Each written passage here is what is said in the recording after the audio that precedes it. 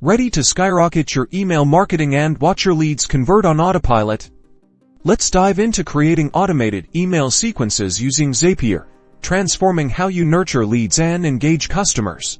First, you'll need a Zapier account and accounts, but the email marketing platform you prefer, like MailChimp, ActiveCampaign, or ConvertKit, plus a spreadsheet for tracking lead data. Connect your email platform to Zapier. This involves authorizing Zapier to access your account, a process that usually requires logging in and granting permissions. Next, choose your trigger. This is the event that starts your email sequence. Common triggers include new lead form submissions, purchases, or sign-ups. Select the corresponding and trigger event within Zapier. Now, let's set up your first email. Choose your email marketing platform. As the action app, select the action event such as send email to personalize the subject line, body, and sender information.